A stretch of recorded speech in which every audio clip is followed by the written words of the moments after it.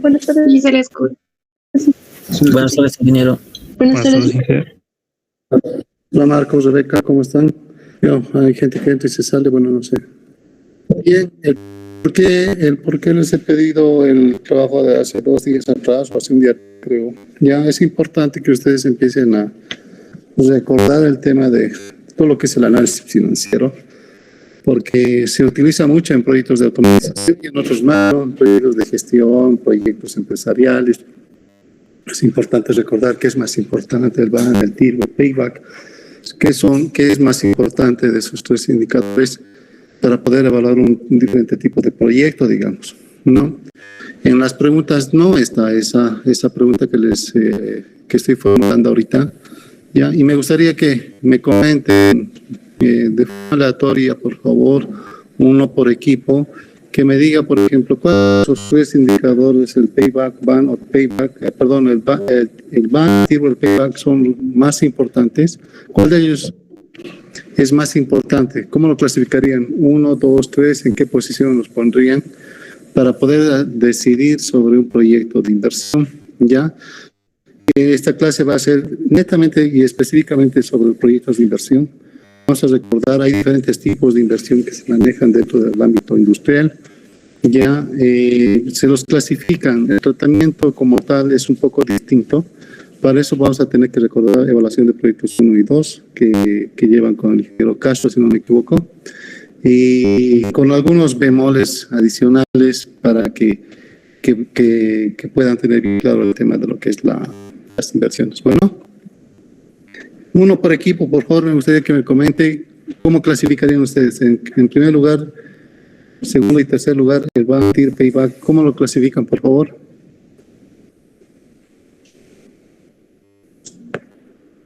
Bueno, si no van a contestar, yo voy a decir quién ya. Zuleika Leiza, por favor, con la pregunta.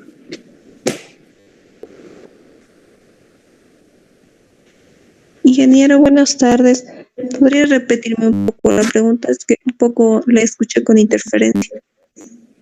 ¿Cuál de los indicadores siguientes, BAN, TIR, payback, son más importantes? ¿En qué orden los clasifica de importancia para poder decidir sobre un proyecto de inversión, Zuleika? Ya, yo creo que lo clasificaría de la siguiente manera. Primero al BAN, ya que este es el actual neto, ¿no? Después el TIR, ya que esta es la tasa de retorno que vamos a adquirir, depende de la inversión, ¿no? Y finalmente el último indicador.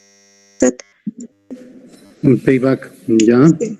Vamos a escuchar otro comentario. Rocío, pasa, por favor.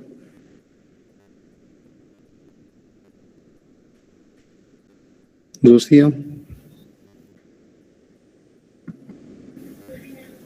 Sí, buenas tardes. Sí, bueno, el orden que le daría igual sería mismo, ¿no? Como le dio mi compañera. Primeramente estaría el BAN, luego el TIG y luego el payback. BAN, TIR, payback. Michael Freud, por favor, ¿cuál es su comentario? Ingeniero, muy buenas tardes. Bueno, comparto mi opinión junto con mis compañeras, que primero va el BAN y el TIR y luego el payback, ingeniero. Más que todo son el BAN y el TIR para los proyectos de inversión. A ver, otro varoncito. John, por favor. Buenas tardes. Buenas tardes, Inge. Sí, mi opinión es la misma, ¿no? Justamente el valor actual neto es el cálculo que se hace ya considerando un valor, ¿no?, de la tasa interna. Me parece que es el primero que yo tomaría, en primer lugar, el más adecuado para poder realizar una evaluación. Y mi segundo puesto, considero igual que mis compañeros, estaría, ya son los dos más conocidos principalmente, no, bueno, los que más que usamos normalmente. Sí, conocidos, sí, digamos, pero no son los más importantes. Ya, ¿de qué le sirve tener un proyecto de inversión con un BAN alto si su tiempo de recuperación de la inversión es de 20 años, por ejemplo?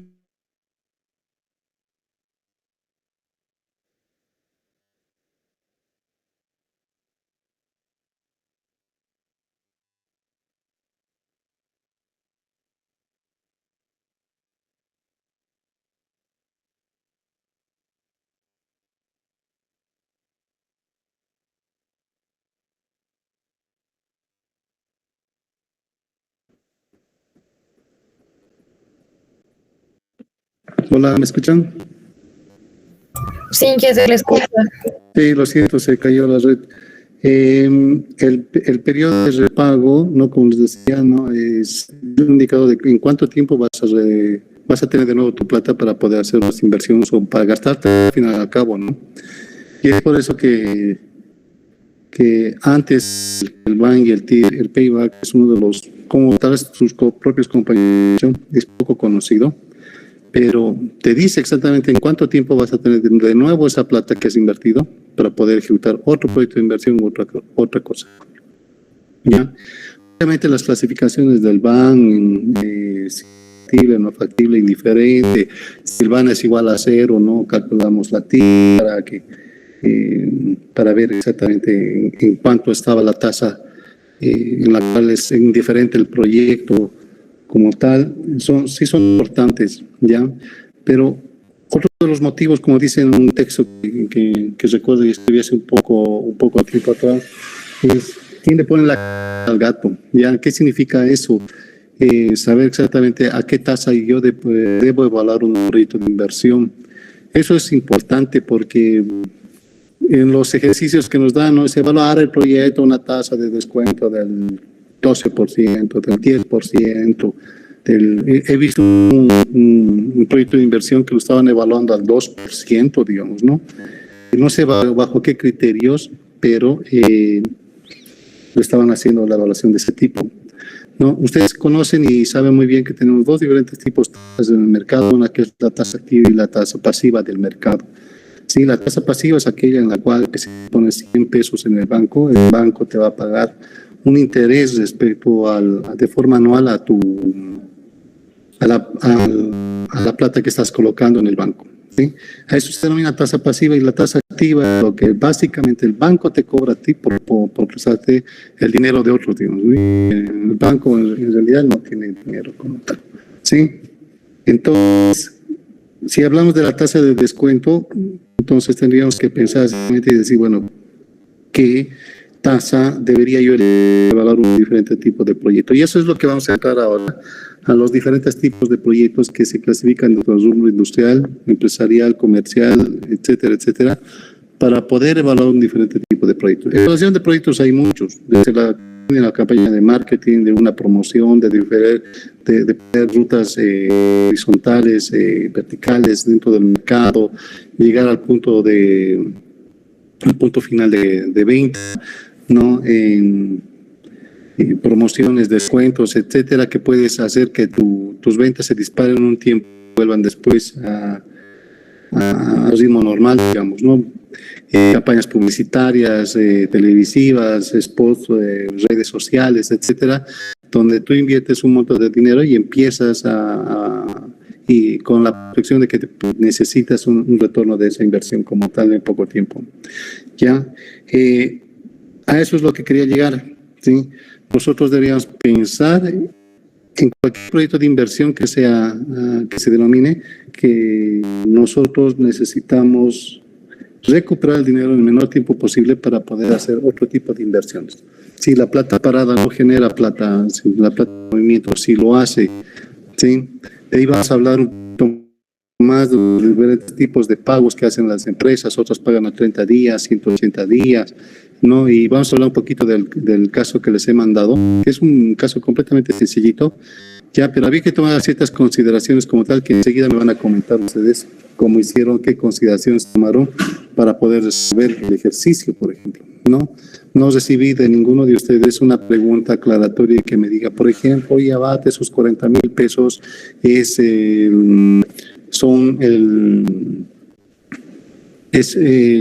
plata de, ¿cómo se llama esto? Es plata que se recupera de cada uno de los camiones o de todos los camiones, por ejemplo. Quiero saber el criterio que ustedes han tomado para también saber exactamente cómo ha sido su análisis de sensibilidad y a qué precio debería ser el nuevo precio para que el proyecto te salga no factible, por ejemplo, ¿no? Todo eso lo tengo que revisar, ¿ya? ¿Está claro entonces? ¿No? Tenemos que pensar, sopesar sobre lo que es el tema del del payback, del periodo de repago y ver exactamente cómo afecta a los diferentes tipos de inversiones como tal. ¿Ya? ¿Está claro? Sí, ya está claro. Sí, sí.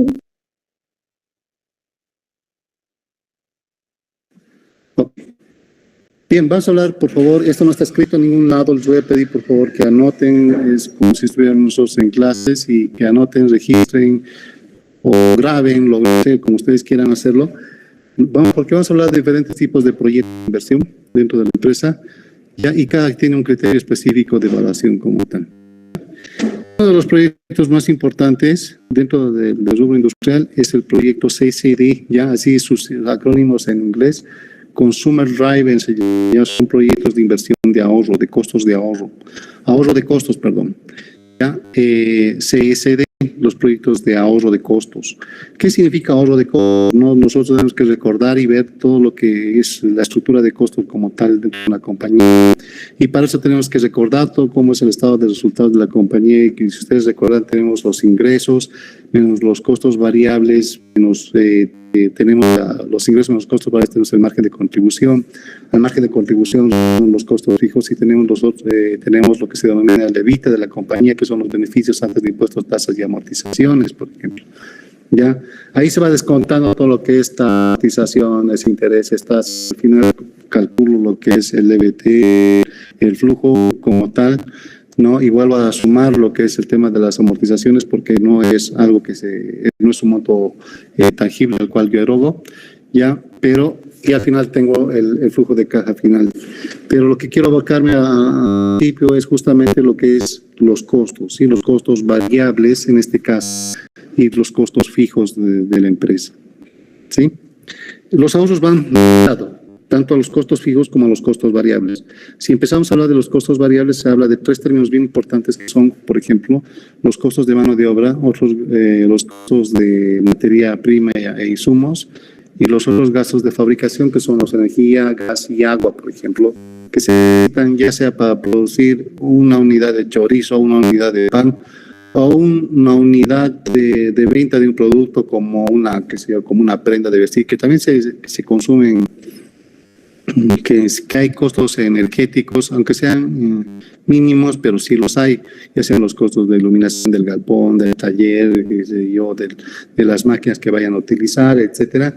Hay consumo y por lo tanto se tiene que cuantificar, ¿no? En el rubro industrial aproximadamente el 70% de los costos totales representan los costos de materia prima. Aproximadamente el 25% representan a lo que son los costos de mano de obra, al 3% de los otros gastos de fabricación, al 2% de lo que son los costos fijos como tal. Así que, bueno, estamos hablando de un promedio general de lo que son los rubros industriales. Así que el primer proyecto de inversión que estamos llevando ahorita, que es los costos los proyectos de reducción de costos, van específicamente y atacan a lo que son los costos variables y los costos fijos. Donde encuentro yo una oportunidad de mejora por ejemplo, en minimizar los costos, ya sea de materia prima, mano de obra y otros gastos de fabricación. En lo que compete a la parte de la parte de automatización, que es nuestra materia, va justamente a esos tres rubros, que es justamente costos. ¿Cómo puedo reducir con automatización yo los temas de costos de mano de obra? Obviamente, adquisición de un nuevo equipo mucho más moderno, que tenga mayor productividad, mayor generación de volumen, con menor utilización de recursos de mano de obra, por lo tanto la productividad va a ser mayor, menor error en los productos terminados, ¿no? Una mayor habilidad, menores tiempos de entrega, etcétera, etcétera, ¿no? Los beneficios como tal lo vamos a discutir en la primera clase y por lo tanto esto hace que el proyecto sea factible. Estamos atacando solamente los costos de mano de obra desde el punto de vista de mantenimiento.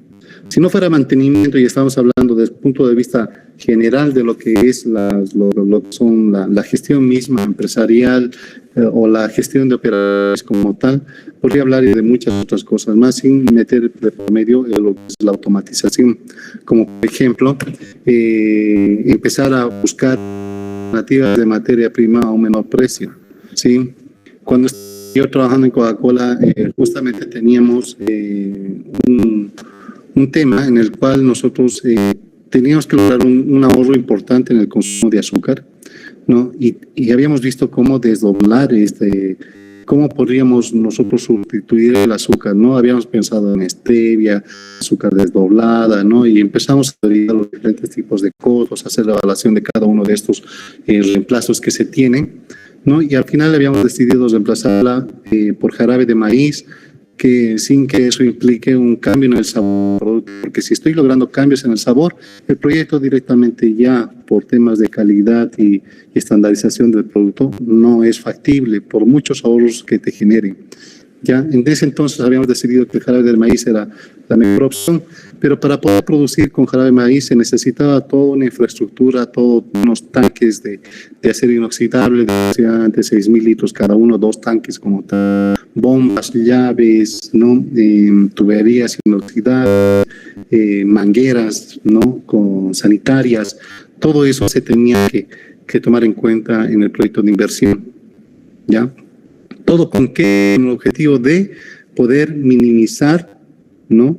El precio, ni siquiera la cantidad, el precio de la materia prima o insumo A y reemplazarla por la materia prima e insumo B, ¿sí? Eso era importante. Sí, por favor les voy a pedir, si no me están cogiendo la idea, si no están agarrando la idea, por favor me hablan y voy a tratar de explicar en bajo contexto para que se entienda un poquito mejor, ¿ya? Pero no se queden con la duda, por favor. Entonces necesitaba en ese entonces recurrir a un ahorro como tal, ¿no? Y el proyecto era específico, ¿no? Sustituir la materia prima A por la de B. La A vale 10 pesos, imaginemos, la B vale 2 pesos, ¿no? El diferencial de precio tenemos 2 bolivianos, y eso generaba un ahorro multiplicado por la cantidad que era exactamente, ¿no? Te generaba un mayor ahorro común, ¿sí? De esos proyectos que les comento, hemos generado muchos otros, ¿no? Pero también se tiene que ver también la factibilidad del mismo. Les comento otro proyecto, ¿no? Nosotros utilizábamos en cervecería cuando había filtros trap, son como unos cartuchos de filtro que trabajan de 0,5 micras como máximo, ya, y se tienen partículas en suspensión de la cerveza, etcétera, por arrastre de las tierras de filtración, tierras diatomeas, etcétera, por diferentes motivos, ¿sí? Por el mismo mal cocción de la malta, puede generarte velos proteicos, lo cual hacen que se vea como unas telas flotando dentro de la cerveza y da un aspecto feo y hasta asqueroso, digamos, ¿no? Lo cual hace que el producto sea rechazado en el mercado y que después una venta se pierda y se pierde 1.000 y no podíamos salir con un producto de esas características como tal.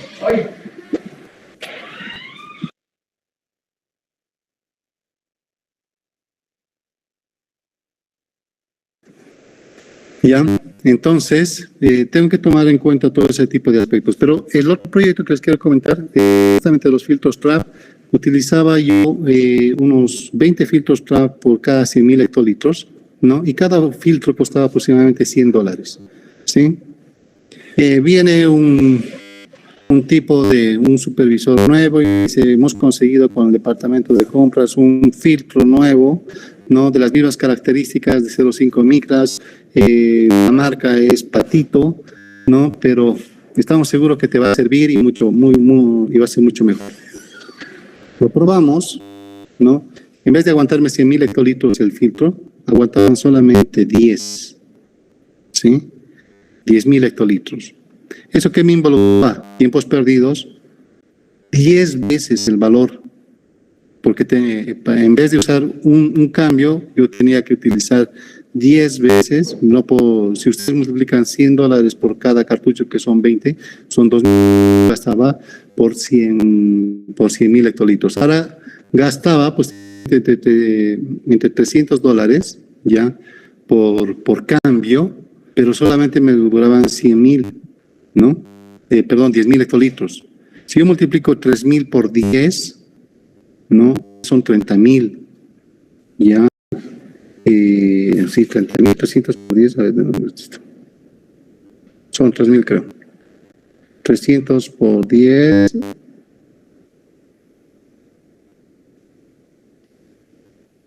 Ay, Diosito. Son 3.000. Eso involucra un gasto adicional de $1.000 por cada cambio. Sí, perdón, por cada 100.000 hectolitros, ¿no? Y lo cual hace que el proyecto no te sea factible. El reemplazar una materia prima o insumo por un producto A, por un producto B, mucho más económico, no debería afectarte las condiciones en las cuales estás operando prácticamente. Sí, debería ser siempre para mejora. Por lo tanto, el proyecto fue abortado, reemplazado, se había aprobado, etcétera, y no servía para nada. El chico que había hecho la evaluación de proyectos en la cual decía que se iba a tener un ahorro y un van interesante, había tomado la consideración de que también los cartuchos chinos, la marca Patito, te duraban también 100.000 hectolitros y un poco más, ¿ya?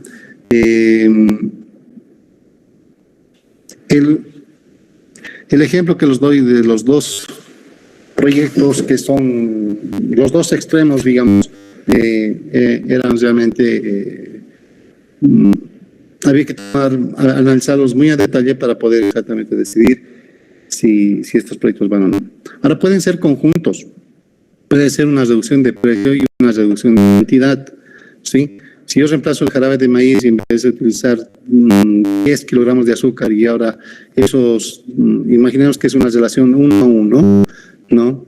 Entonces, también necesitaría 10 kilogramos de azúcar de jarabe de maíz, ¿ya? Entonces yo puedo decidir también, ¿no?, que se mantienen las características técnicas de calidad si yo reduzco a 5. Entonces el proyecto sale mucho más factible y entonces, o mucho más atractivo para lo que nosotros estamos pensando. Pueden ver en este caso las dos combinaciones, ¿sí? Precio y cantidad. No se olvide, precio por cantidad es costo y por lo tanto yo necesito el precio y costo de qué, de materia prima, mano de obra u otros gastos de fabricación como tal. Los costos fijos es un poco más complicado porque los costos fijos no dependen de una unidad de producción o un volumen de producción como tal.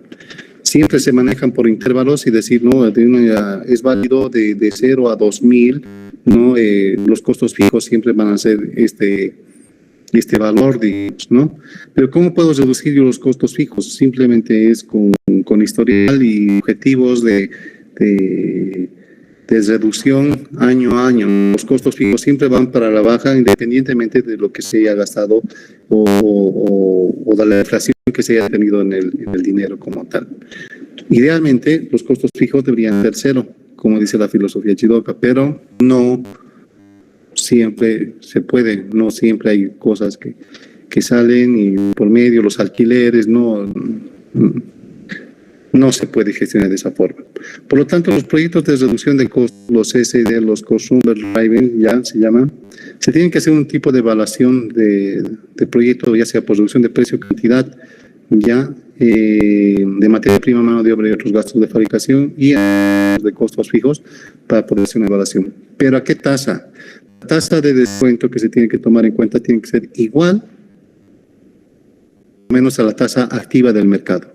La tasa activa del mercado, si mal no recuerdo, está en 12.06, si no me equivoco.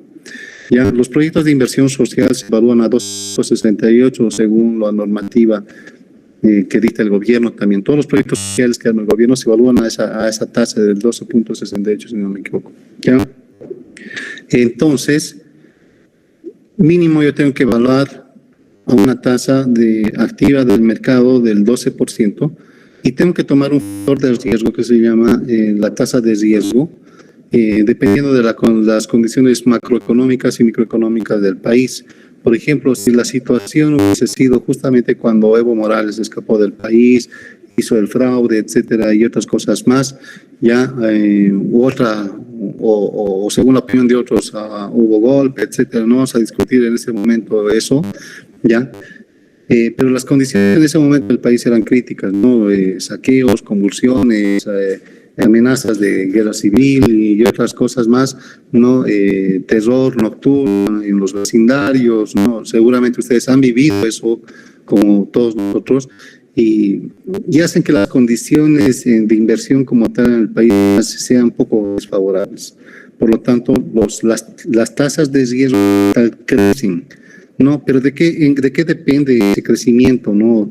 ¿Cómo decir que la tasa de riesgo actual en el país está en un 5%, está un 50%, ¿no?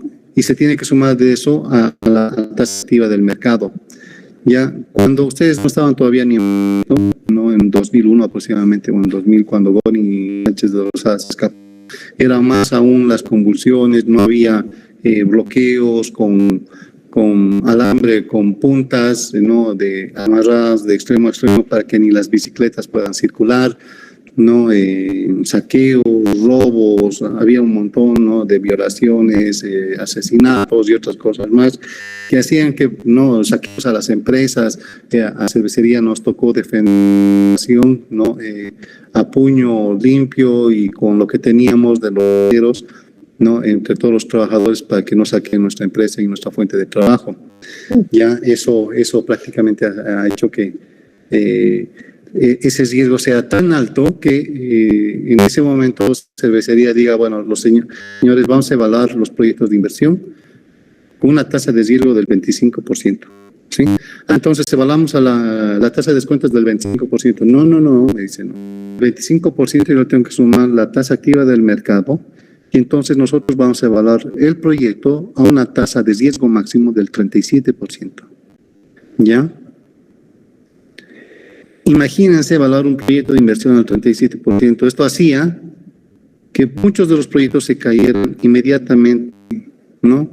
Y solamente aquellos proyectos que superen el 37%, como dictaba la TIR, ¿no? Era exactamente la que se podían llevar a cabo, ¿no? Había muchos proyectos de mejora, de implementación, temas de seguridad, de reducción de costos, ¿no? Pero la seguridad jurídica ni nada para poder hacer inversiones dentro de lo que corresponden al país. Había amenazas de nacionalización, ¿no? de las empresas, ¿no? Como estaban ahí en ese entorno de conflicto, estaba el presidente Evo Morales antes de que sea presidente, no había justamente su grito de guerra era la nacionalización de todas las empresas gringas, capitalistas, ¿no? Oligarcas, etcétera. Ustedes ya conocen el verso de ese lado de la política del país, y esto hacía que justamente no se podía hacer muchas inversiones. ¿Ya? ¿Se entiende qué es tasa de riesgo máximo, jóvenes señoritas? Sí, ingeniero. Bien, Arturo. Denilson, explícame la tasa de riesgo máximo.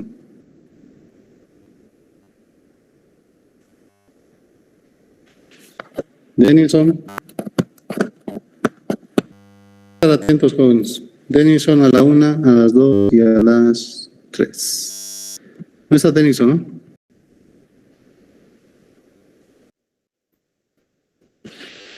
Dice que está, pero sin micro. Pero si no te escucho, no estás. Así que por favor tienen que garantizar. No sé si estás en la calle, si estás en el trabajo. No. Ahorita no les estoy pidiendo prender su cámara, pero en algún momento los voy a hacer. Así que tengan mucho cuidado. Joel, por favor, coméntame qué es tasa de riesgo máximo.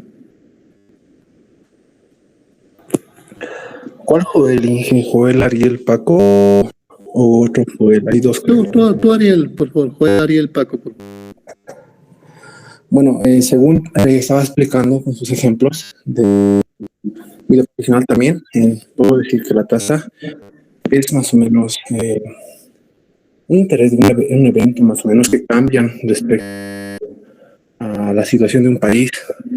Puedo dar el ejemplo de cuando había gote o fraude, en esos momentos había muchas confusiones y esas veces aumenta, ¿no? La tasa de riesgo y los proyectos que superen esa tasa, entonces pueden ser puestos en práctica, por decirlo así. Sí, tasa de riesgo máximo, Joel, se llama a la tasa activa más la tasa de riesgo estipulada por la empresa, institución, lo que tú quieras, persona, ¿ya? Es la sumatoria, no te olvides, del 12% más la tasa de riesgo que pone. Eso se denomina tasa de riesgo máximo. ¿Ok? El 12% es de proyectos sociales, esa parte No, el 12% es la tasa activa del mercado. Ya. Un proyecto de inversión privado por lo menos debería evaluarse mínimo un 12%. Si hubiera riesgo en el país, digamos, ¿no? Si todo esto fuera toda una belleza donde todo el mundo está creciendo, la economía está floreciendo, etcétera, no tenemos ni enemigos externos, internos, nada, y todos estamos trabajando, no hay absolutamente un riesgo, todos los proyectos deberían evaluar mínimo un 12%. ¿Ya? Sí. Pregunta, entonces la tasa activa vendría siendo la tasa del costo de oportunidad, ¿verdad? Sí. Sí. Está bien, gracias. ¿Ya? Ingeniero, disculpe, ¿y la tasa de riesgo es estipulada por la empresa? Sí, es más un criterio. Obviamente si nosotros fuéramos 70 empresas, ¿no? Cada uno de nosotros tendría un criterio distinto de lo que es el contexto macroeconómico del país, por ejemplo, ¿no?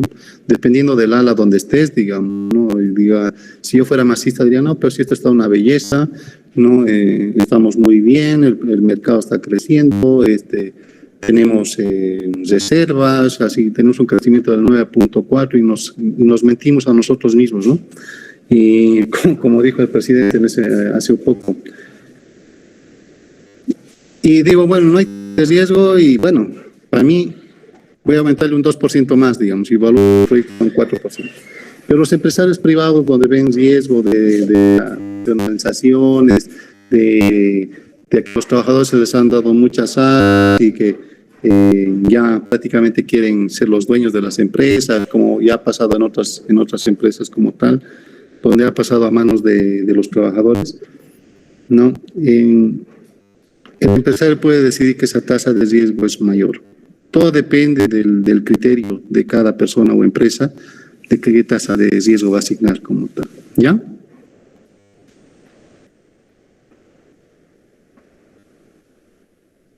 ¿Está bien? Sí. Y una consulta. Sí. Y el TRE que ponen el que pone el Banco Central, ¿tiene alguna relación con la tasa de riesgo? No, el TRE, bueno, a ver, si no recuerdo bien lo que es el tema del acrónimo mismo del TRE. Ya, a ver, déjame ver.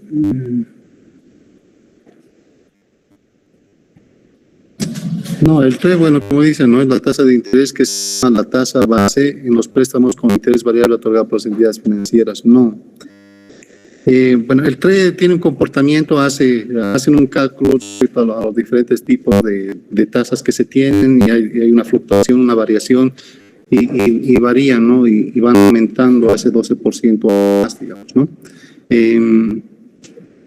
Como dice acá, está en función a los préstamos y eso no estamos hablando nosotros en este momento de préstamo, como estamos hablando de una tasa de oportunidad para un proyecto de inversión, que puede ser obviamente con recursos propios o recursos no propios, digamos, ¿no? No tiene nada que ver la tasa de riesgo máximo con la tuya. Son dos conceptos completamente distintos. Está bien, gracias. Ya. Bien.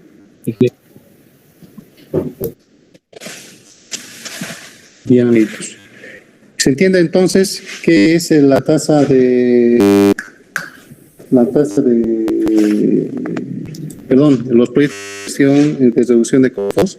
¿No? Tenemos que evaluar en este caso resumido la reducción de precios, reducción de cantidades para obtener obviamente un costo menor, ¿no? Y con eso se paga un proyecto de inversión que puede no tener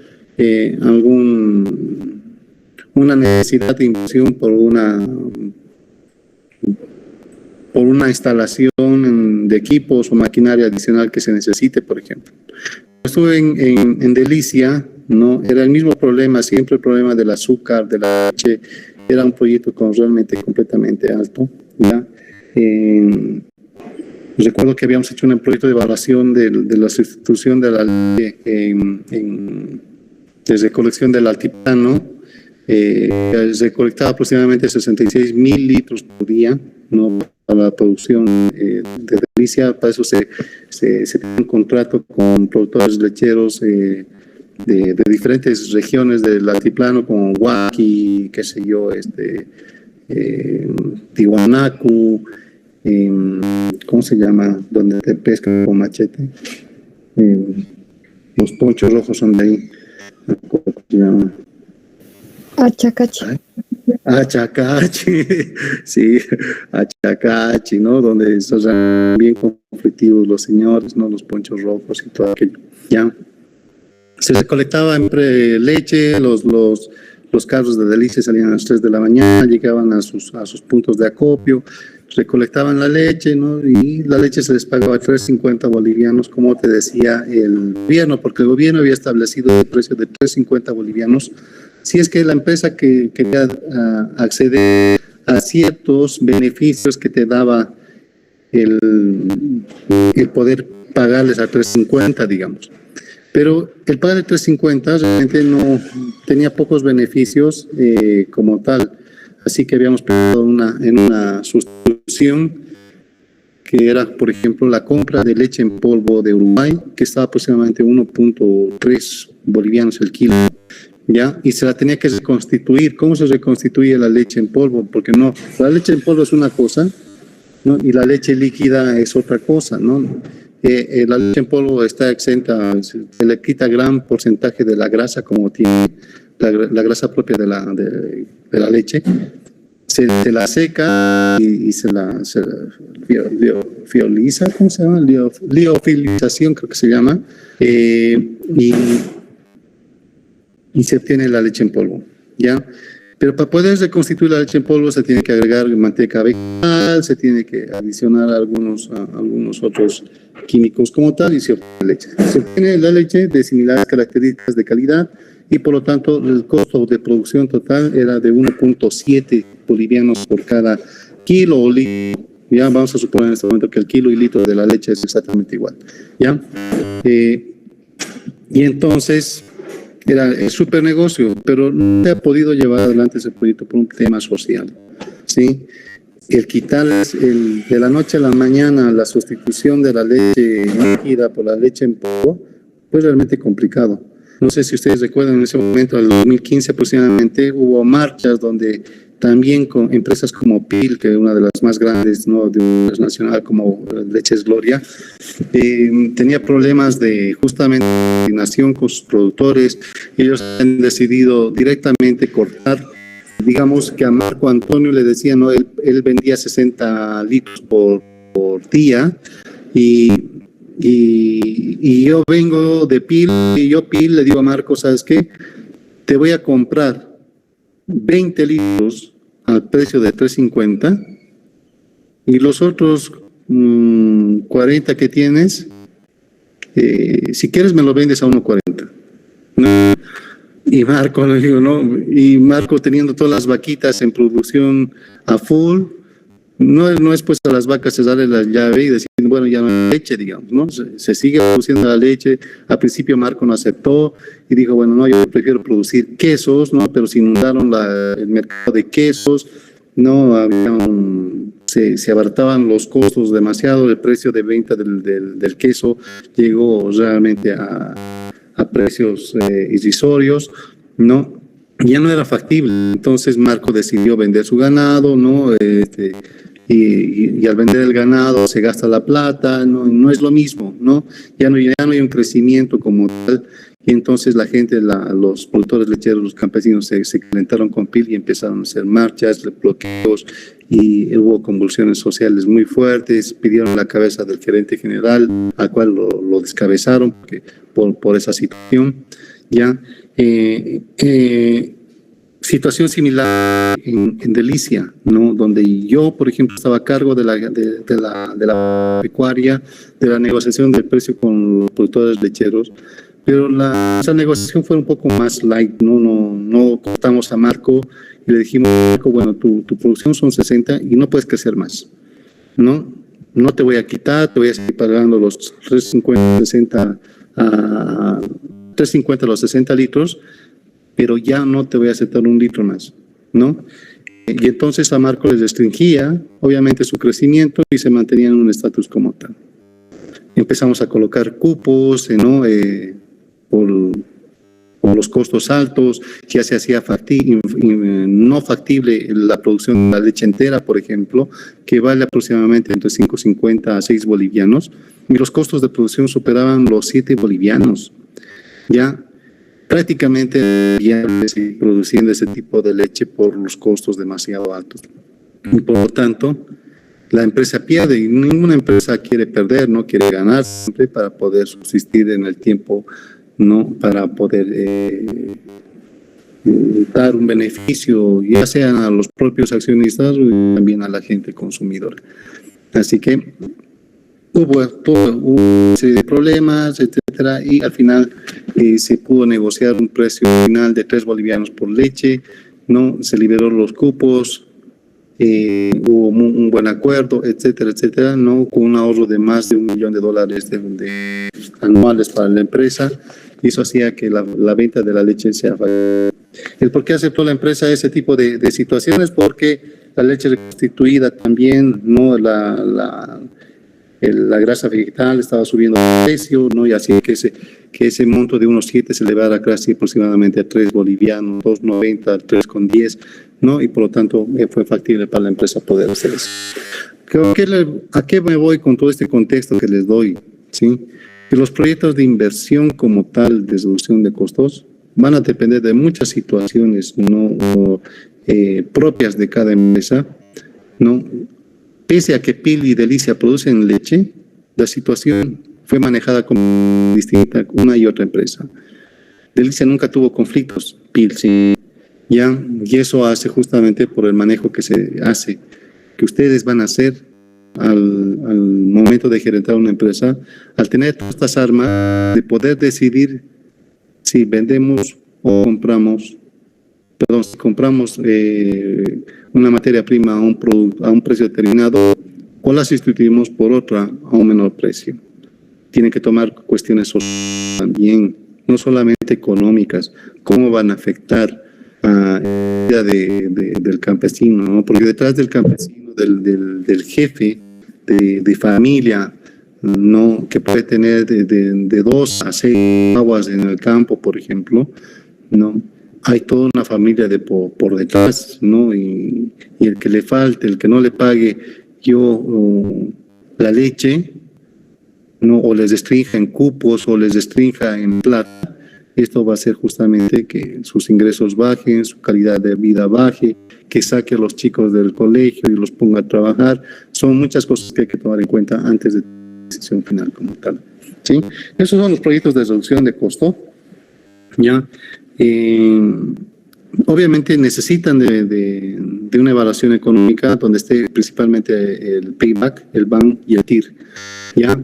Para decidir exactamente si es factible este proyecto. No se olviden que estos proyectos necesitan obviamente de una tasa de riesgo máximo, que es justamente la tasa activa más una tasa de riesgo asignada por cada empresario o empresa, para poder evaluar estos proyectos, ¿sí? Que va a depender de las condiciones macroeconómicas, sociales del país que les decía, ¿ya?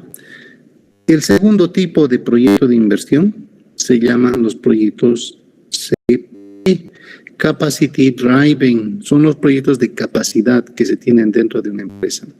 ¿Sí? ¿A qué se refieren los proyectos de capacidad? Dentro de cualquier planta, y esto ha sido tema de inicio de la materia, ¿no? Cuando les pedí diagnóstico, ¿no? ¿Cómo harían un diagnóstico de nivel de automatización de una planta industrial? ¿No? Lo primero que ustedes deberían poder hacer es justamente determinar la capacidad productiva de la planta. ¿Por qué? Porque cuando yo determino la capacidad productiva de una planta, yo puedo determinar los diferentes cuellos que tiene la planta, ¿sí? Y exactamente si está o no está balanceada la línea de producción, ¿no? Ya sea con la asignación de recursos de mano de obra o equipos, ¿no? Para poder mantener un volumen de producción específico. Ustedes han llevado ingeniería de métodos y ustedes saben muy bien qué pasa con un cuello de botella, ¿no? Se van acumulando productos, van retrasando, van colocando tiempos de parada en la línea, se hace más ineficiente, ¿no? Los procesos se hacen más altos, etcétera, etcétera, y eso hace que justamente no sea productiva, no sea eficiente la producción, y eso hace que se pierda plata dentro de la compañía. Los proyectos de capacidad van justamente de la mano, pero para eso hay que hacer una evaluación. Yo no sé si ha llevado en gestión de la producción, no sé cómo se llama ahora, o gestión de operaciones, que llevan con el ingeniero Pandó. Ya deberíamos hacer un análisis de capacidades, no solamente de la técnica o del área productiva, sino también del área de almacenamiento. Cuando nosotros hacemos un análisis de capacidades tanto de la planta como del almacén, se llama mapa de reservas, ¿sí? Se llama mapa de reservas en la jerga ingenieril, ¿ya? ¿Qué significa un mapa de reservas? Que yo determino la capacidad productiva y sumo la capacidad de almacenamiento. De nada me sirve tener una capacidad, qué sé yo, de 100.000 unidades por hora, si mi almacén no tiene ni 1.000 unidades por hora. ¿Dónde meto las 100.000 unidades si no tengo dónde meterlas? No hay que tener bodegas, almacenamientos, alquiler de depósitos, etcétera, para poder meter todo lo que yo estoy produciendo. Y es por eso que hace una relación y una evaluación conjunta entre lo que es la capacidad productiva técnica y la capacidad productiva de almacenamiento. ¿Ya? La capacidad técnica de almacenamiento. No se puede dividirla. Se tiene que hacer un análisis conjunto. Y eso una vez se llama mapa de reservas. ¿Sí? Mapa de reservas. Cuando mi mapa de reservas y la capacidad versus la demanda esté por encima, la capacidad productiva esté por encima del 5%, ¿sí? Esté llegando al 5%, imaginemos que mi capacidad, mi mapa de reservas es,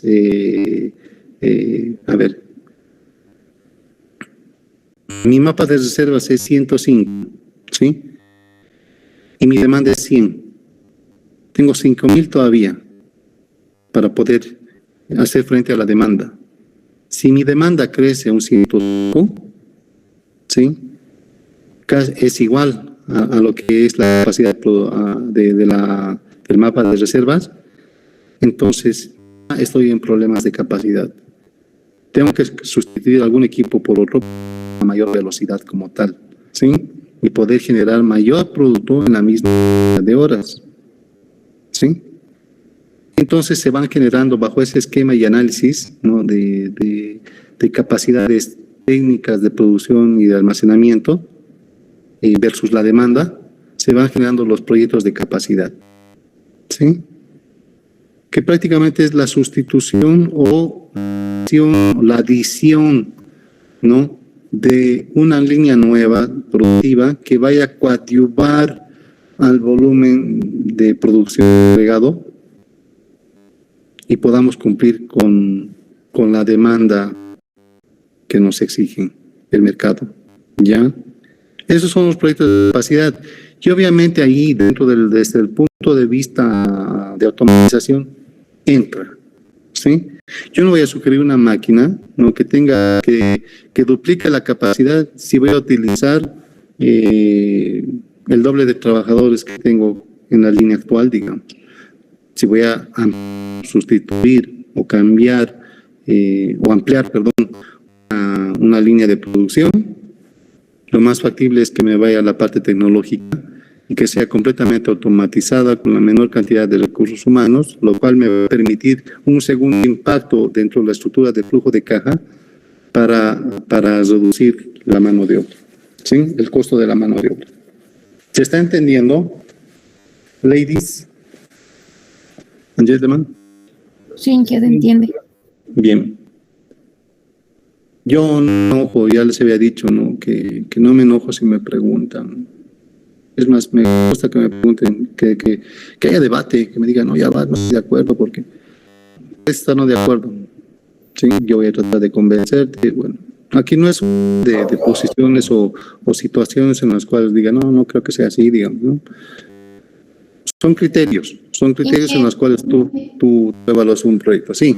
En este caso también es importante saber la capacidad instalada y la utilizada, ¿no? Por la empresa para determinar posteriores quizá alternativas de producción o bueno, lo que se quiera implementar en la empresa. Sí, qué bueno que toques el tema, Natalie, porque una cosa es la capacidad técnica instalada y otra es la capacidad utilizada, por ejemplo, ¿no? Si yo tengo una capacidad técnica de 1000, ¿no? O de 900 unidades por hora y después solamente tengo un turno, solamente estoy utilizando 300 de las 900, ¿ya? Cuando nosotros hacemos un estudio de capacidad, lo hacemos siempre al régimen laboral permitido sin la generación de horas extras, por ejemplo, de lunes a sábado, 48 horas semanales. Si hay después necesidad de trabajar en 2 o horas extras adicionales, eso ya es un pago extra que tiene que estar plasmado en las partes de la parte contable como tal. Pero un análisis de capacidad siempre se realiza a una capacidad máxima de uso, ¿no? Que está de acuerdo justamente a lo que es el horario de trabajo. En este caso, 48 semanales. ¿Sí? Algunas empresas trabajan 45, pero son por temas de conquistas laborales internas, etcétera. Pero todo lo que genera, lo primero que yo entiendo ustedes, si les digo, por ejemplo, vayan y evalúen la capacidad técnica de una planta, lo primero que te deben preguntar es ¿cuántas horas trabaja por semana la empresa? Te van a decir 45, 48, 40. Son situaciones en las cuales yo, si me dicen 40, yo arriba de las 40 horas ya la considero como extra. Y entonces evalúo mi planta de producción solamente 5 días de 8 horas, por ejemplo. Sábado y domingo lo tomo como producción de horas extras. ¿Ya? Todo eso se tiene que tomar en cuenta. ¿Se entendió, Natalie? Sí, se entendió. Gracias. Gracias a ti. Una consulta. Usábamos lo que es el mapa de reservas y la demanda. Estos, más o menos, ¿qué diferencia tener? No sé si lo escuché mal, ¿era de 5% o debe ser más? No más del 5%. Ya, si baja hasta, obviamente es más, ¿no? Si es mucho más, tu mapa de reservas es, qué sé yo, del 200%, digamos, ¿no? Es de 200 unidades, 200,000 unidades, y tu demanda es solamente de 100, todavía tienes tiempo y no puedes pensar en proyectos de capacidad. Ya tienes la capacidad necesaria para producir 100,000 unidades, 1,000 unidades más, ¿ya? Pero si baja, si hay un margen del 5% respecto a la demanda, ahí tienes que empezar a preocuparte. ¿Por qué una maquinaria no se compra del día a la noche? Comúnmente son importadas, tardan 6 meses en la fabricación de estos equipos porque son 2 a pedido. En la implementación, en el montaje son otros 2 meses, ¿no? La primera unidad lo hacen después de los 7 meses, ¿no? Por eso el mapa de reservas se hace una evaluación anual, no se hace una evaluación mensual. Te pueden pedir una evaluación mensual, pero comúnmente se hace una evaluación anual. Comúnmente tienes un año para poder decidir en ampliar una nueva planta, digamos. Y ahí entra lo que es lo que denominan las plantas, que es el master plan ya de inversiones, ¿no? Y dicen, bueno, ¿cuál es el master plan? Hemos detectado el mapa de reservas, entonces una nueva línea de producción para seguir atendiendo la demanda, ¿no? Van y justifican con esos análisis que hacen de mapa de reservas versus demanda y dicen, muy bien, señores, entonces está justificado, cuánta plata necesitamos 10 millones de dólares, cómo lo vamos a pagar con un incremento del volumen de ventas, y eso ya es parte de la evaluación del proyecto. También en proyectos de capacidad se necesita payback, ban y TIR, ¿ya? Payback, ban y TIR. ¿Estamos? Sí, gracias. Gracias a ti. Ya, y hoy día vamos a hablar de lo último, por favor. Yo les voy a pedir que me excusen un poquito, todavía no bien. Es los proyectos de inversión sociales, ya que son los ESL. En sus acrónimos en inglés son social legal, ya proyectos sociales legales, si quieren traducirlos en español. Ya, los proyectos sociales son aquellos proyectos, por ejemplo, en los cuales la se siente, digamos, y dicen, bueno, señores, va a ser uno de nuestros pilares dentro de la plan, la seguridad. Entonces vamos a arrancar por el tema de resguardos de máquina. Necesitamos resguardos, sensores, aperturas con paros de máquina, y eso necesita de una inversión como tal. Muy bien, otro dice, entonces podemos encarar otro proyecto que es justamente el reemplazo de los EPPs que se les ha dado a la gente. Antes se les daba solamente cada año y ahora hemos visto que por desgaste, etcétera, de las botas de trabajo, ropa, etcétera, y justamente para la muda, para la gente ande limpia y no cochina, se necesita por lo menos 2 mudas dentro de lo que es el año. Entonces van generando proyectos chiquitos, sí, de montos pequeños tal vez, ya, pero son proyectos sociales, ¿sí? La generación, por ejemplo, o la construcción de un polifuncional para los vecinos, ¿no? Por ejemplo, YPF incurre en muchos de estos proyectos sociales por el tema de paso de los gasoductos por determinadas regiones o poblaciones. ¿Sí? Cuando pasan los gasoductos o oleoductos por una región, comúnmente las autoridades originarias van y hablan con la empresa y le dicen, necesitamos que nos den algo, porque estamos fluctuando nuestro espacio, digamos, ¿no? Y van generando, y puede generarse conflictos, y van generando y les dicen, no, les piden tinglados, teatros, canchas de techadas, ¿no? Y son proyectos sociales y la planta tiene que rogar aquello, ¿ya? Si ustedes revisan bien esa naturaleza misma de esos proyectos, no tienen un retorno de la inversión, ¿sí? No tienen como tal un retorno de la inversión y por lo tanto no debería hacerse una evaluación económica como tal, con un bantir o payback, digamos, ¿sí? Porque los ahorros que tú vayas a generar son realmente, ¿cómo les llaman? Son supuestos, ¿no? Por eso cuando me toca proyectos de tesis, ¿no? de algunos de ustedes, y hacen evaluación por ejemplo, dicen, no, voy a hacer el proyecto de la generación de seguridad en la planta X, ¿ya? Es en todo un tema de evaluación y es una evaluación social y no voy a bajar de accidentes de 10 a 2, digamos, ¿no? ¿Y por qué 0? ¿No? ¿Y por qué no 8? ¿No? Está basado en base a supuestos, las cuales no son realistas, ¿ya? Y por lo tanto no debería tener evaluación económica como tal. Tal vez una relación beneficio-costo, digamos, de lo que se obtiene, pero más nada, ¿ya? Y es uno de los errores que van cometiendo justamente ese tipo de proyectos como tal. No tienen evaluación económica, por favor, jóvenes, señoritas, grábense. Ese tipo de proyectos no se los puede evaluar. Beneficio-costo seguramente, ¿ya? Pero no una relación bantir, payback, ¿no? Para un bantir necesito saber qué ahorros tengo, qué costos tengo. Bueno, los costos son fáciles, necesito capacitación, necesito ropa, necesito, qué sé yo, nuevos sensores, guardas máquinas, etcétera. Pero los ahorros, voy a evitar de 10 accidentes a 1. No sé si me entienden, ¿no? Es bien subjetivo esa evaluación, no se puede afirmar 100% de que sea así. ¿Sí entiende? Sí. Bien.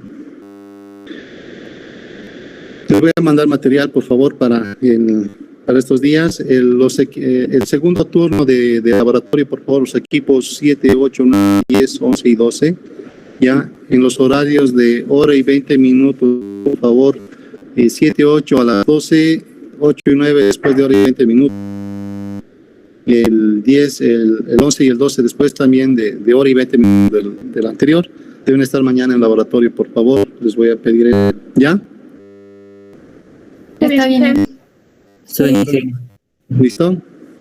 No me disculpo con ustedes. Continuamos el día martes. Fijamos los horarios de recuperación ya. Estos días que he estado enfermito van a pegar en el alcance de la materia, así que necesito recuperar. Espero poder colaborar para poder recuperar estas clases. Nada me obliga a recuperar, pero yo sí quiero hacerlo porque no nos va a alcanzar el tiempo. Bueno, por favor.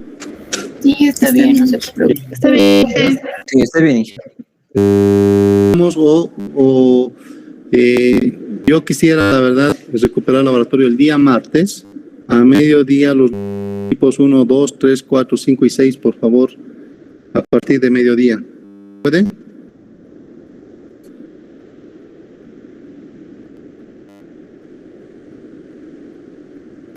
Le podemos confirmar, Ingenieros. Piénsenlo, por favor. revisen sus horarios, sus actividades pendientes y todo lo que tengan. Me confirman por favor en WhatsApp por equipo. Ya estoy configurando el Google, ¿cómo se llama? El Moodle. Ya les voy a crear y ahí van a subir todos sus trabajos de hoy. Ya me toca revisar cómo han hecho la evaluación económica. Espero que hayan tomado todas las consideraciones respectivas. El test como tal estaba un poquito pesado. Sí había que revisar muchas cositas de finanzas. Ya vamos a ver cómo lo resolvieron. Siempre 6 cabezas piensa mejor que una y así deberían haber hecho un buen test. ¿Listo? Entonces nos vemos con los equipos 7, 8, 9, 10, 11 y 12 el día de mañana. Un abrazo, cuídense, Dios los bendiga. Gracias, igualmente. Gracias, Inge. Hasta luego. Hasta luego. Chao.